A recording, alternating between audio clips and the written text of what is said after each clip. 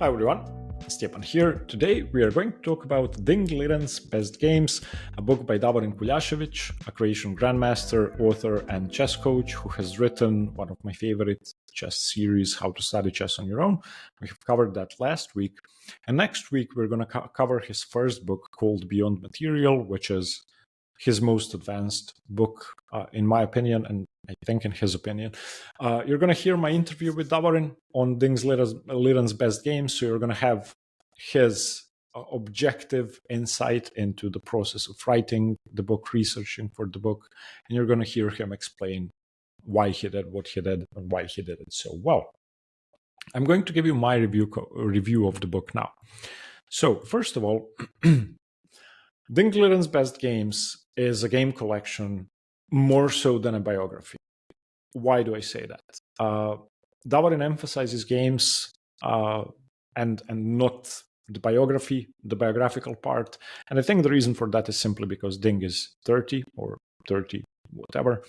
He's a young guy, and there haven't been many incidents connected to his chess career or his life. And before I get into the book, I want to talk about something that Davorin and I have briefly discussed it during the interview, but something very important. So Ding is a great guy, and he seems like a lovely person. And along with David Navara, I think he's the most likable chess player out there. If you go to the full review of the book I've written for Chessreads, I've covered his career up to and after the World Championship match with Gukesh. And I think that's something very important we have to discuss. So this book came out in 2023, in November. And if you remember, in April, May, Ding of 2023, Ding became the world champion. He defeated Nepo. We know all the controversy connected to Magnus not playing and people saying it's not a real world championship match. Now, Ding maybe couldn't deal with that. That's my completely subjective interpretation. Maybe becoming a world champion in under less than ideal circumstances, where despite his victory, which was great, people doubted whether he was a world champion. That would be tough to deal with for anyone. I mean, it's the highest pinnacle of chess, and people say, no, he's not the real world champion. But that's one part of it. The second part of it is up to the match against Nepo, and in between the match against Nepo and the match against Gukesh, where he lost his title, his performances were very poor. And he did win the match against Nepo, but before that, all the tournaments he played, and after that, and before the Gukesh match, all the tournaments he played went very poorly. In the review on Chessreads, you can find below, I gave you a detailed, overview of his performances, so you can see that for yourself. So the book, Davorin's book, came out in November, so 6 months after Ding had won the world championship. And in between the world championship and the next match against Gukesh, he basically didn't play chess. He played a couple of tournaments and didn't perform well. And then he had to face Gukesh for the title. And Gukesh is this young, energetic, very confident guy, extremely good player, of course. And people had predicted, Gukesh to just crush Ding. I was rooting for Ding, and when the first game was played, I don't remember ever being happier during a chess tournament, except if it was my own win. His win in the French against Gukesh in game 1 is one of my favorite games. Not that the game itself was so incredible, it was, but the very fact that everyone had predicted that Gukesh was going to destroy him, and then Ding wins with black in the first game. Now, what happened next is, of course, Ding's ability and extreme maturity and his ability to deal with defeat, put things into perspective and keep going. He showed that he was more mature of the two, better psychologically prepared and mentally stronger. Now, that doesn't mean that Ding was a worthy opponent when it comes to mental preparedness. I don't think he was, but Gukesh, I think, won the championship not just because he was a better chess player, but because he was calmer, mentally composed, and able to deal with the ups and downs of the match. My point is, Ding played 2 world championship matches. Neither of them was perfect. The one against Nepo he did win, but he didn't play perfectly. And his peak, as you're going to hear Davorin discuss in our interview, was back in 2019. Ding had 100 games undefeated streak. He played perfectly.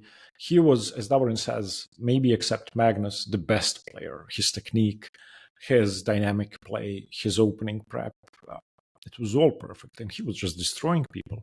And then COVID came, and something happened. Maybe it's, he didn't play as often. Maybe, I don't know what happened, and I'm not going to speculate. But the fact is that his performance afterwards, after COVID ended and we got back to normal life, wasn't as good. So his both world championship matches, the one where he won and became the 17th world champion, and the one where he lost the title to Gukesh, wasn't Ding in his best. So Ding's Liren best games by Davorin Kuljašević has historical significance, and the game managed to capture the moment in which we saw the peak and the decline of a world champion. Now, speculating as to why all of that happened makes no sense, but the fact remains that Davorin's book encapsulates the end of Ding's professional career. Now, since the World Championship match against Gukesh, he hasn't really played chess. So I'm not going to say it's similar to Bobby Fischer, but in a way, it is. He stopped playing. So let's talk about the book now. The book is structured very, very simply. You can follow Ding's development from very early years and his beginnings as a strong player, and then his upward trend to becoming a pro, to getting to 2700, to getting into top 10, to getting to 2800, and then finally winning the candidates and winning the world championship match. So these chapters follow his career, the upward trajectory of his career. Each chapter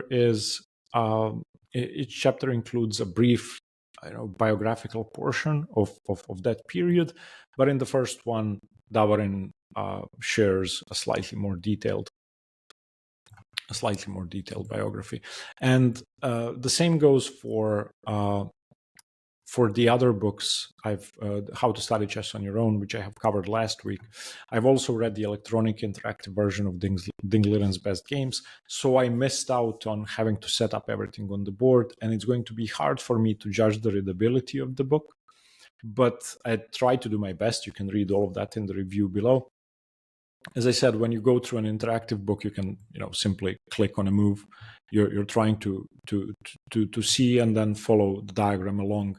You can be very, very lazy when going through ebooks. It doesn't require as much concentration, and it's of course much easier.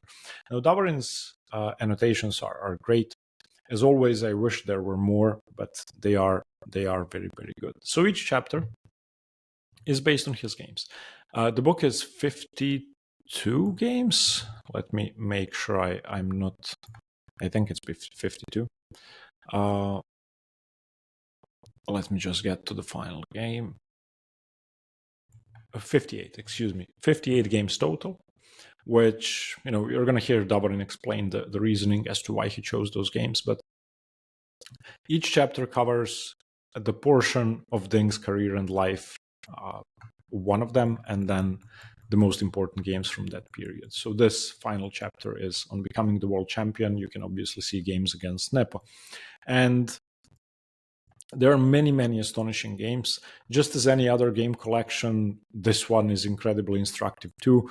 At some point, when you go through a certain player's games and you go through a collection of their games, you start emulating their style. And Davorin and I had been discussing Ding's style. He doesn't really have one. He's not like Tal or like Karpov. He's a very complete player. And his best games from his peak period, 2018 to, let's say, early 2020, are absolutely incredible, and anyone would benefit from them. His repertoire is to my liking. Ding doesn't risk much, except for the French with black. So regardless of your rating, regardless of your opening repertoire, regardless of your style, Ding's best games will be a great learning resource. And Davorin, who again is a great author and a great coach, has managed to do justice to Ding. And I think it's an astonishing book. Now let's listen to the interview with Davorin. Hi everyone, Stjepan here. It's my great pleasure to welcome Davorin Kuljašević, a Croatian Grandmaster, one of my favorite authors. Today we're going to talk about his book, Ding Liren's Best Games. Thank you for being here, Davorin, and welcome. Thank you, Stjepan. Glad to be here. Last week we talked about your great series, How to Study Chess on Your Own. Today we're going to talk about a different book, a different type of book. Ding Liren's Best Game is your third. After Beyond Material and How to Study Chess on Your Own. My first question has to be, why Ding? How did you choose him? Well, it's quite simple. When he became the world champion, 2023, beating Jan Nepomniachtchi, I just a few days after the match, I figured I want to write a book on him. And Ding, it's not just because he won the championship. It's because Ding was one of my favorite players for some time. Also, the story arc, how he became the champion from like a completely unlikely situation where he was totally inactive during COVID. And then by some like miracle occurrences, he made it to even to the candidates. And then after the candidates, when Carlsen stepped away from the world championship, he was the replacement, and then he won. Like, this was all, I don't know, I thought it warranted a book. A nice story. Yeah, like a Hollywood story, yeah. But definitely a big reason for that was that I have studied his games and his career for quite a long time before that. You mentioned in the book that you were proud when he won the world championship because you discovered him first, sort of. It was a joke, but you said that you were analyzing his games when he was, what, 14, 15? No, I don't think 14. He was not even well known when he was 14, but maybe, yeah, 15, 16. He became the Chinese champion, surprising Chinese champion, I think when he was maybe 16 or 17. It's hard to say, but anyway, he was totally unknown in the West. Let's put it that way. I think he was even untitled. He was maybe 2400. And in the Chinese championship, you have to understand there were players like Wang Yu, Wang Hao, Bu Xianzi, like 2700s, and then some random 2400 wins it. Yeah, some kid.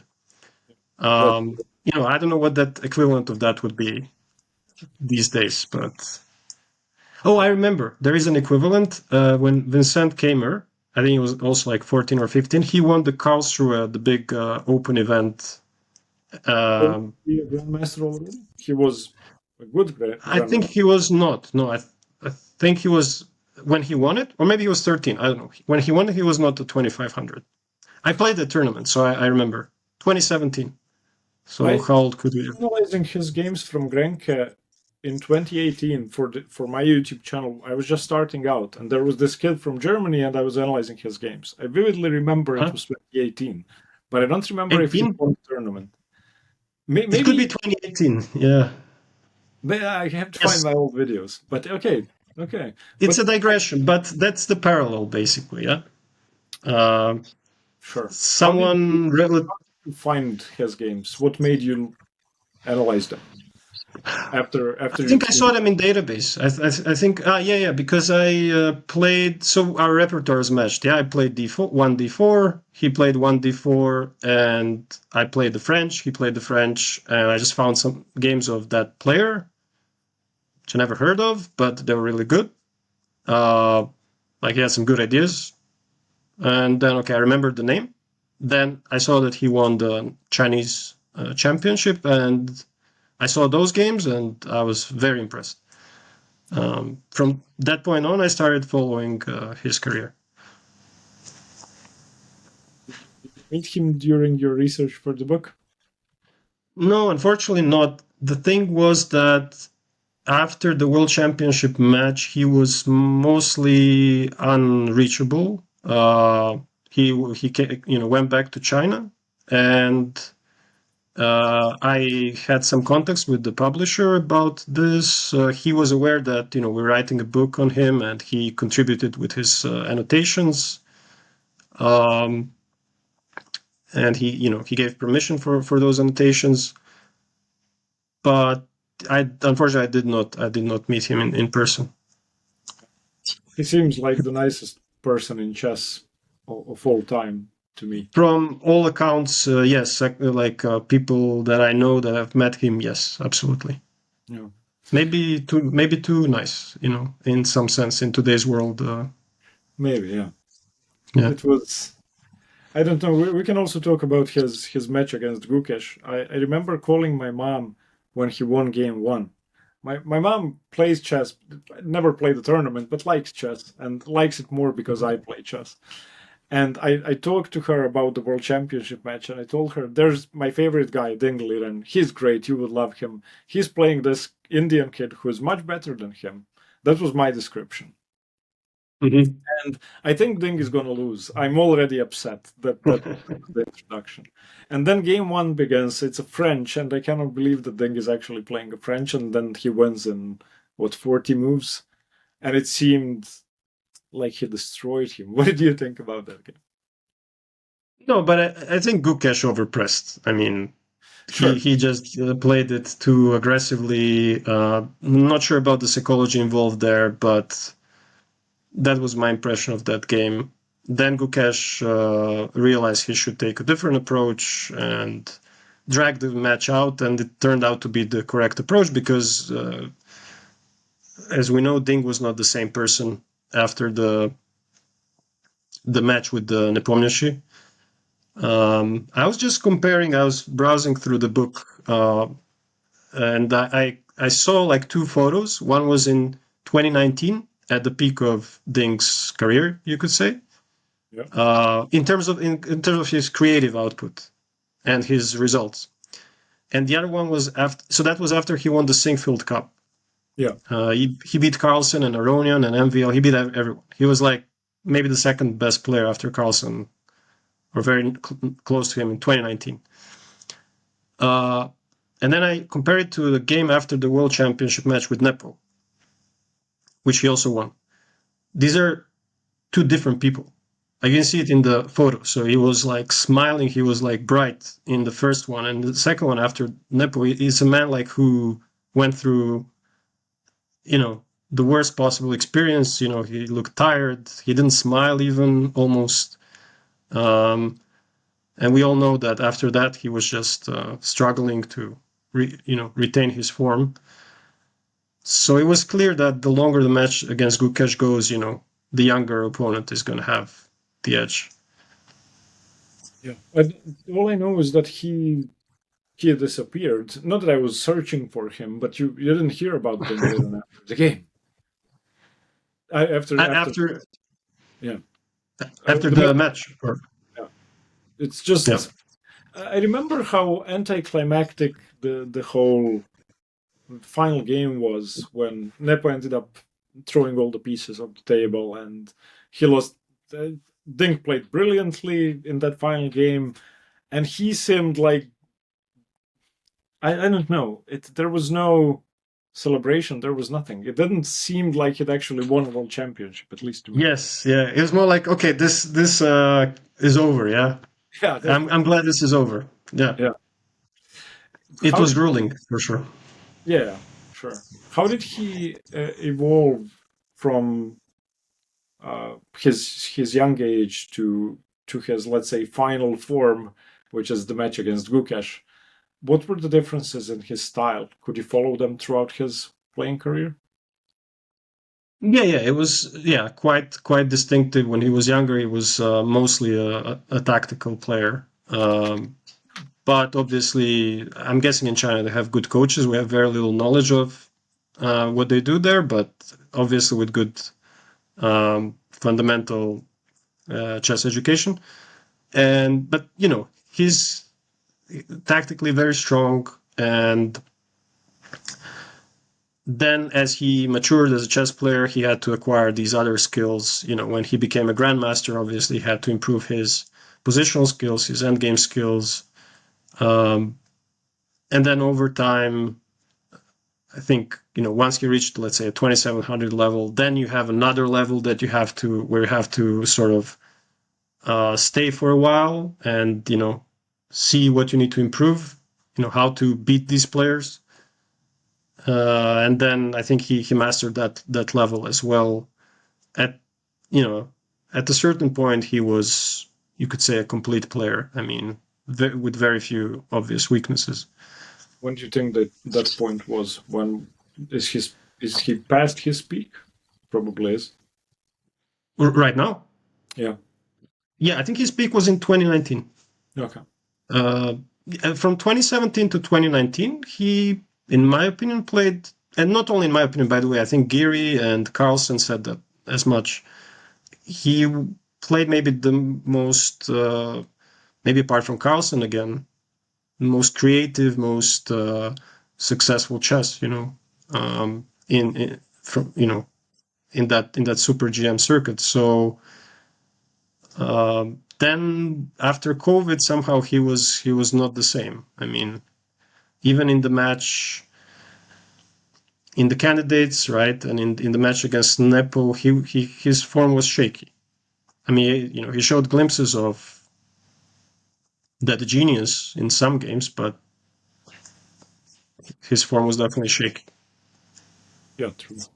How did you choose the games for the book? Especially in those periods when he was playing brilliantly and you must have had hundreds of games to Yeah, choose. yeah, yeah.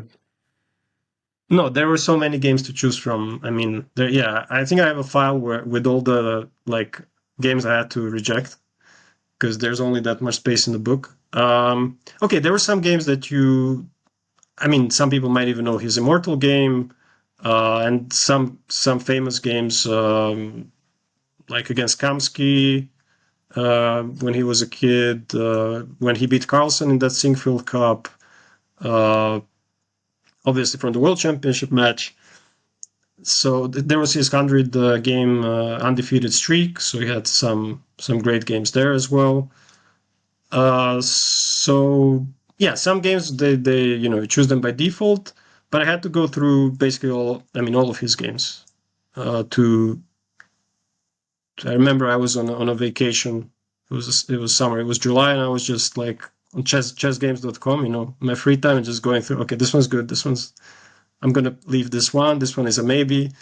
And then I categorized them into like different categories that could represent his qualities, um, and that's how I basically chose those games. Did you care about whether he won the game or not? Um, that's a good question. I mean,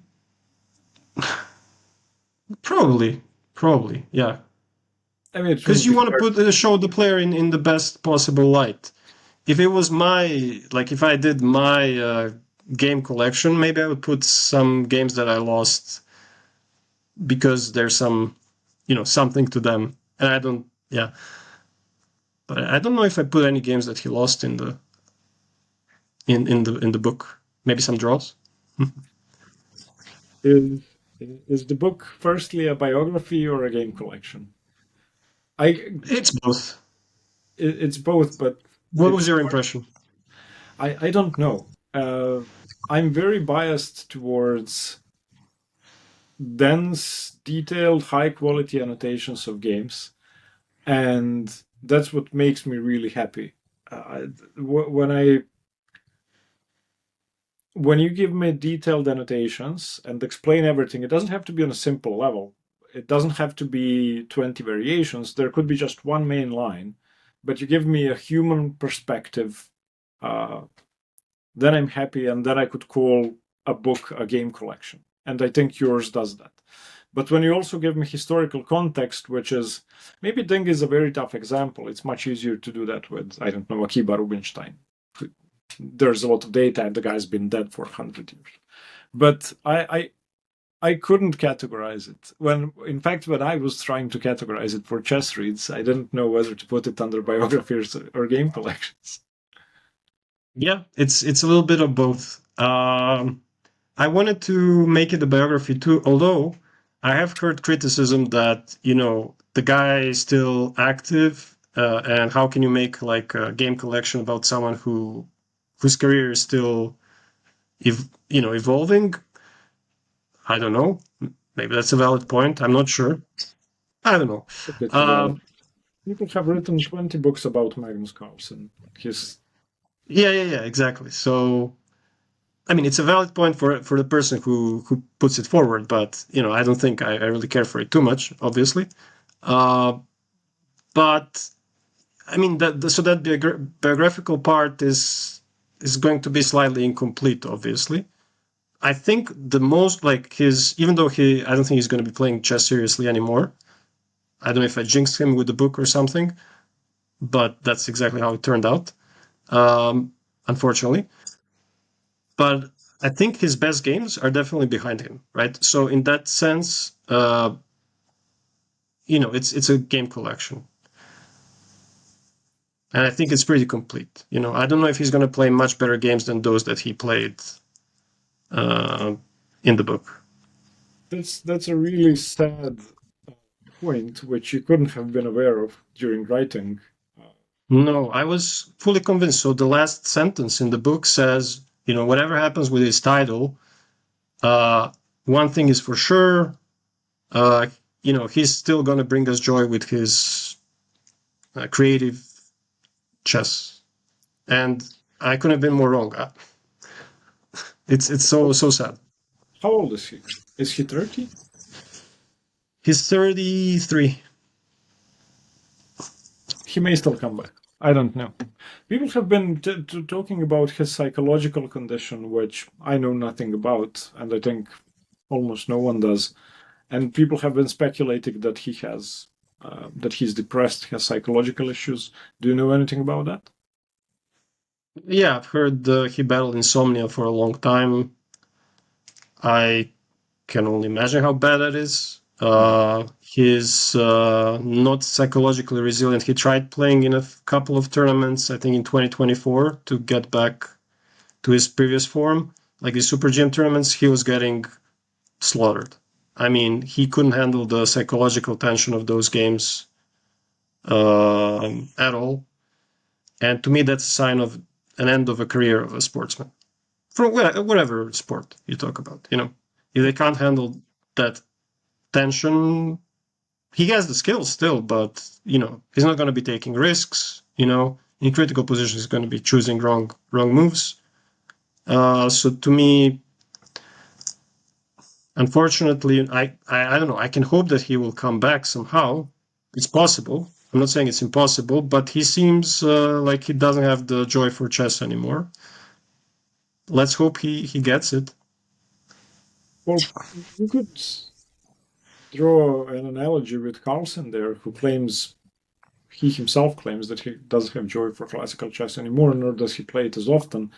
But despite that, he's able to perform.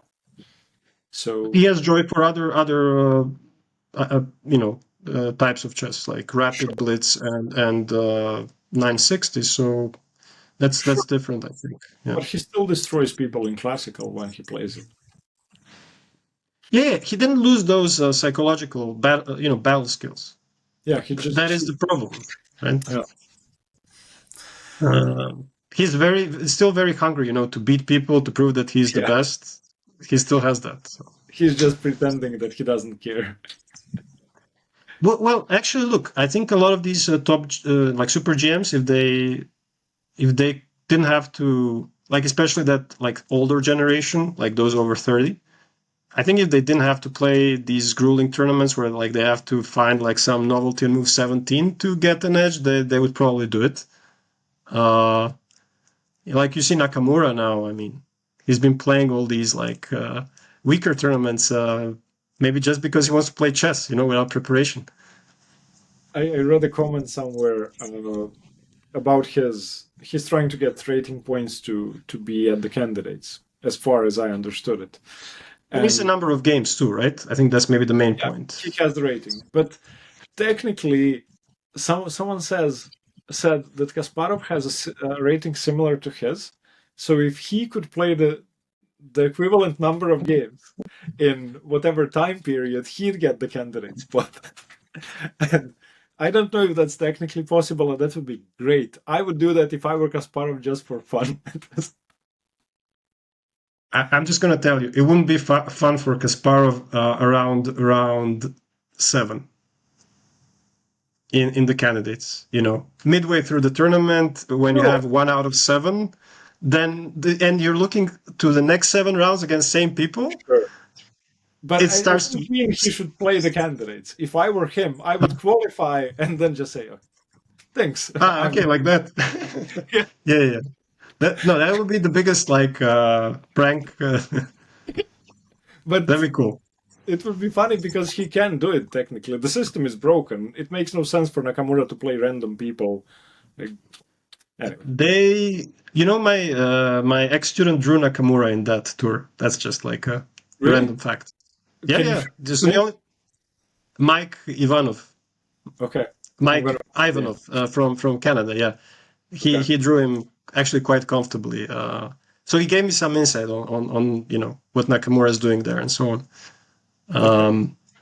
That's interesting. Yeah, but there are loopholes, of course. Well, let's not get started on FIDE. Yeah, let's not talk about it. We mentioned Kasparov. I wanted to ask you about Ding's style. So there are players like Shirov or Tal or Kasparov who are in one category. Then there are Karpov, Michael Adams, Anish Giri, Peter Leko, who are positional geniuses, very slow, methodical. Does Ding have a style? I don't think he has a distinct style, really. I think he's definitely more towards the concrete part of the spectrum, right? He's maybe not as flashy as Kasparov or Shirov, or Tal. But he has that. I think the positions he plays the best are like imbalanced positions, like imbalanced material, king safety compromised on one or both sides.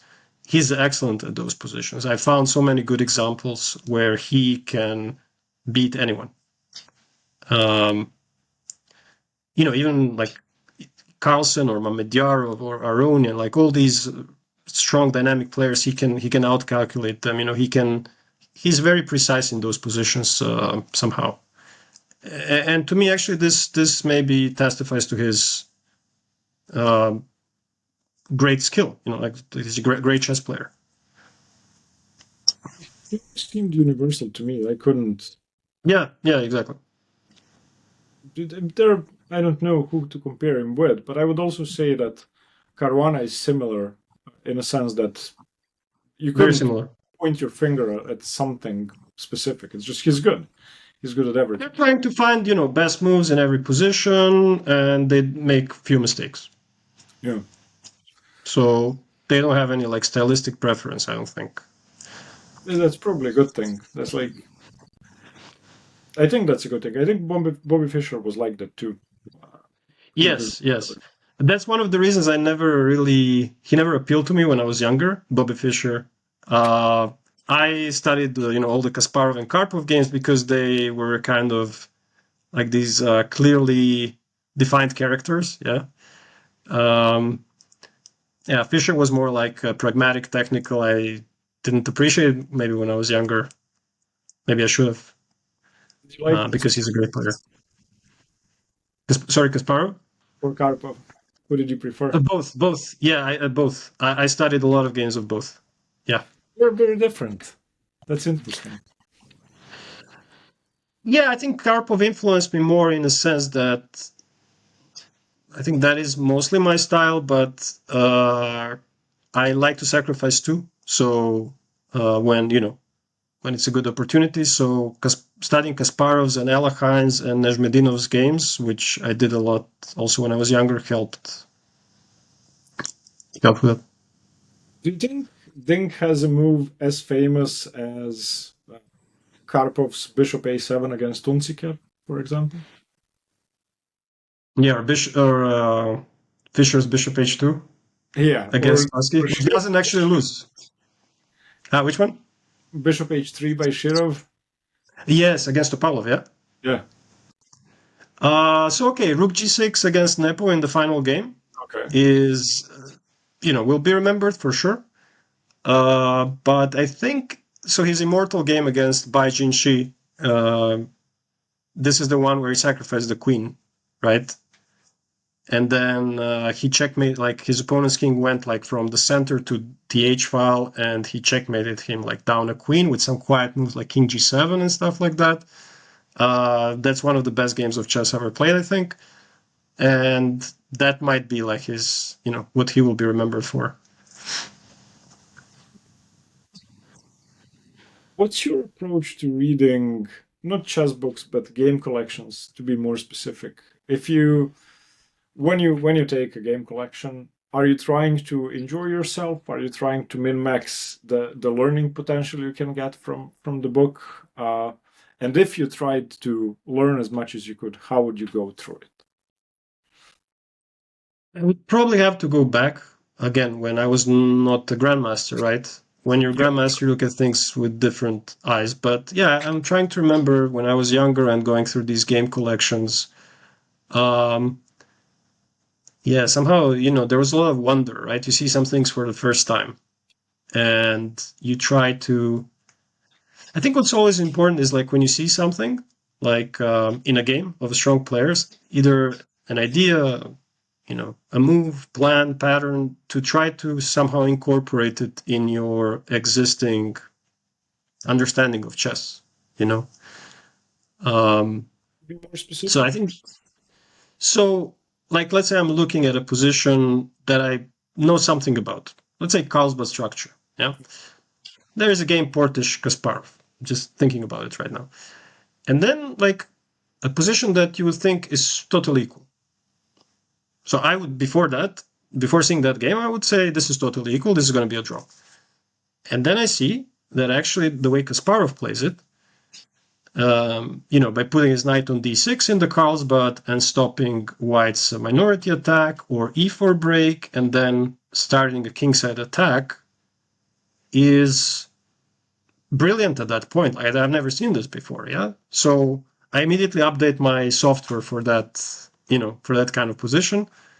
But maybe in that game there was some decision, like a queen trade, which was unexpected. Like normally you wouldn't expect the queen trade, but he goes against the grain and, he does it nevertheless for some other reason.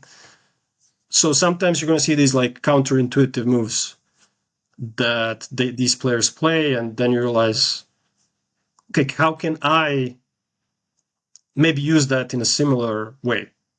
I think when you study game collections, you're not going to be like learning the exact, like you don't study them to learn the exact moves like you do opening theory or endgame theory, right? It's more about improving your chess intuition. Yeah. Also, some people ask, should I be memorizing these games? Why? Why would you memorize the whole game? Take away one or two things from the game that you think are important and just try to update your software, It's I guess it's much easier for you to pick up a game collection and go through it because you have so many patterns in your mind that you're familiar, or you can at least understand everything that's happening. But let's say for someone on my level who isn't a beginner and has played 50 tournaments, when I take a book, and I don't understand a portion of the game or the game. How much time should I take? Because sometimes I will spend 10 hours going through one game. Let's say from your book, I don't know which game it was, but I always make sure to I make sure that I understand what's going on. You may have explained something, but unless you've explained every candidate move my brain came up with, I'm going to try to refute it before moving on. Because you may go through the main line, you may mention an alternatives, but I'm sure that I would have played something completely different. And if that's not mentioned in the game collection, I have a problem that's going to take half an hour. So sometimes it takes me a day to go through one game. Is that okay? Is that how people should be doing them? Okay, but you can make your life easier by, okay, you'll take some time to try to understand it yourself, but fortunately, you can check it with the engine, and maybe that will help you, Sure. save some time on that. If you really can't figure things out, fortunately we have engines these days. That's a good way to use the engine. I was going to get to that, and I agree, but I don't know what your general approach to engines is. We haven't actually brushed on that when we talked about how to study chess on your own. And I've heard very opposing opinions. For example, Grandmaster Augard says that you should analyze without the engine first and do that. Whereas First, yes. Sure, but for example, Mauricio Flores Rios says you just analyze with the engine, but you have to know how. It's pointless to analyze it. Not pointless to analyze on your own. I'm not quoting him. This is just he prefers analyzing with the engine immediately. And I feel like if I have a position in front of me, if I had it in an actual game and didn't try to solve it, well, then I would lose the game or not play the best move. So if but I told you, it's okay to play not the best move. That's a big misconception. Okay, but I will still try to find the best move. It's okay, but you won't be able to find it all the time. I won't be able to find it all the time. When I don't find the best move, I will say, okay, I'll play what I think is the second best move or a good move. You have to be practical about it, right? I agree, but during training where I have unlimited time, if I don't understand something and turn on the engine, then I feel like I'm taking away the opportunity to learn something. But you've tried. Sure. Because you told me like you will still spend some time trying to figure it out, right? Like Agard said, like take some time to figure things out on your own. But I think at some point, okay, if you're wondering, okay, why is this maneuver there, or why is my move not working, why not use the engine? Yeah, sure. I see nothing wrong or immoral about it. But I think, yeah, no, I'm not being totally serious, but I think the problem is if you're relying too much on engines, because I have students, young students, who just use engines to analyze their games without doing first proper analysis because it's the easiest thing to do. They're developing some habits that are not very good, I think. That's just my opinion. But I think I've been in chess for a long enough time to that opinion I think is probably correct. Now, someone will tell you, okay, like this and that person, like I don't know, Firouzja, Gurel, like some of these like prodigies, they're using engines, all the time, and they're playing bullet all the time, and it doesn't affect them. But look, these guys are like 1 in a million. Like you cannot compare yourself to any of these people, right? Most people are average talents for chess. So they should not be relying on engines that much. They have to develop their own, like some people are extra talents and they already have like a very good approach to chess. They can understand the position very well. I'm not an extra talent, so I cannot understand how these people think. But somehow they see good moves when they're 10 or 11. I don't know. But for most people, you have to develop your software here. It's not going to help you. Now, the engine is going to help you in the second step once you've thought about the position, right? You've analyzed it yourself. Okay, you don't understand it now, or you talk to someone else or to your coach, it's still kind of a mystery. And then the engine is going to tell you, okay, there's some move on like fourth move of that line that shows why this move is correct. Okay, good. We learned something. Yeah. I think that's what the process should be. That makes sense. What about even if you could follow everything from the diagrams themselves, even if you could follow without setting up on the board, are you pro setting things up over the board and going through the entire game with the board or not? I like to do it, but and I know a lot of people like to do it, but I think it's individual. It's going to be more time consuming, obviously, to do it. I don't see that any approach has like some obvious, upsides or downsides. I would say only before a tournament, it's always good to use a physical board, right? Just as to get into habit of moving pieces and seeing things. It's different. Yeah, it's different when you see things on the screen or on a diagram as opposed to actually playing it out. So I would say always before a tournament, it's a good idea to use a physical board. Interesting. I always try to do tactics over the board before a tournament. I'm not sure it helps. It's a good idea. Yeah. But I think it's a very sensible idea. Yeah. Okay, do you have anything you would like to say about the book that I haven't mentioned, that I haven't asked about? Well, if you're going to get a book, I would say, obviously you can read it in a chronological order, but if you want to get the thing in a nutshell, then probably the period from 2017 to 19, that's, you're going to enjoy that the most. I think this was his creative peak with some excellent endgame technique, excellent positional games, and sharp games where he overcame these super GMs. So that's the recommended part. Prime years. Okay. Prime, yeah. Prime years.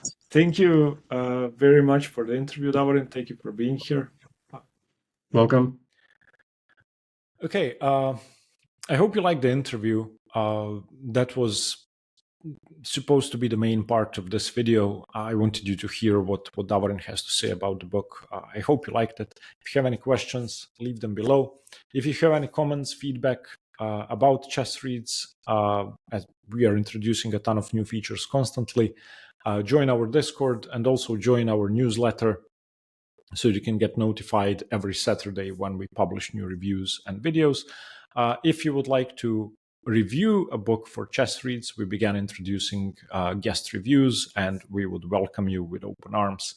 If there is a book you would like to cover, whether it's already on Chessreads or not on Chessreads, already reviewed, it doesn't matter. If your review is good, we will add it on Chessreads. Again, any additional questions, post them below. I will do my best to answer. Thank you for watching, and I will see you next week with Davorin's Beyond Material. Bye.